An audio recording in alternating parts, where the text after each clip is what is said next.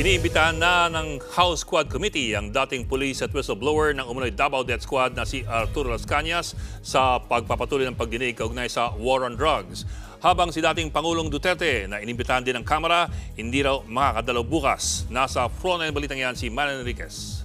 Kinumpirma ni House Quad Committee Co-Chairperson Dan Fernandez na nakatanggap sila ng sulat mula sa kampo ni dating Pangulong Rodrigo Duterte. Nakasaad sa sulat na ipinadala ng abogado ni Duterte na hindi raw makararating ang dating Pangulo sa nakatagdang pagdinig ng Kamara bukas. Bukod daw sa maikling panahon na ibinigay kay Duterte, kababalik lang daw ng dating Pangulo sa Davao mula sa Maynila nito lang October 17.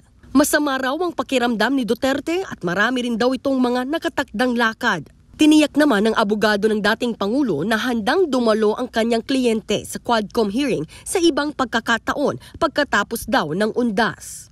Ipinadala ng kampo ni Duterte ang sulat na yan matapos imbitahan ng Quadcom ang dating Pangulo na dumalo sa pagpapatuloy ng pagdinig kaugnay sa war on drugs. Nauna na rin sinabi ni Duterte sa isang panayam na hindi siya aatras sakaling padaluhin siya sa Quadcom hearing. Sa kabila nito, umaasa si Fernandez na makadadalo pa rin ang dating Pangulo.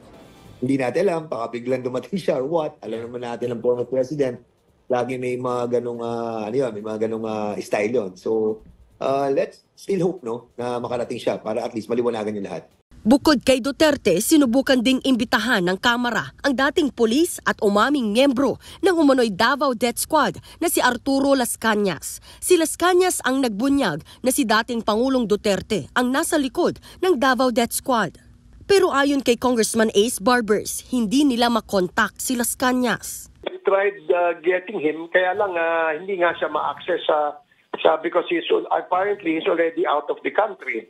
So if he's willing to make a deposition and appear via Zoom sa committee hearing, if we're given that information, we will invite him.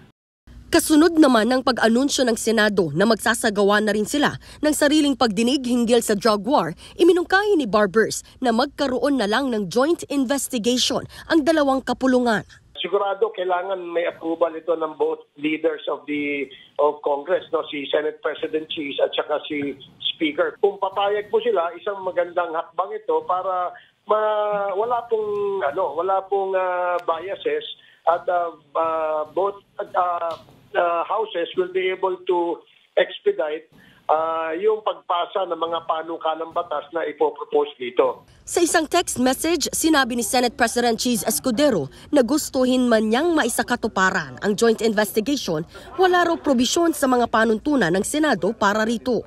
Para naman kay Senator Coco Pimentel na siyang mangunguna sa isasagawang pagdinig ng Blue Ribbon Committee, mahirap aniya itong maisagawa.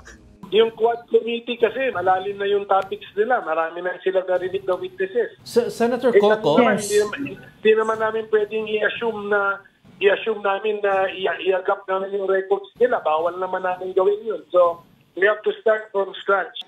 Sa susunod na linggo, nakatakdang umpisahan ng Senado ang pagdinig.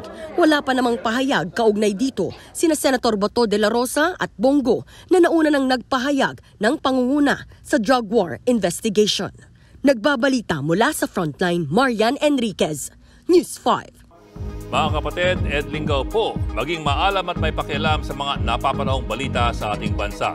Para sa mas malalimang pagtalakay at paghimay sa mga issue at headlines, tumutok lamang at pag-subscribe sa social media pages ng News 5.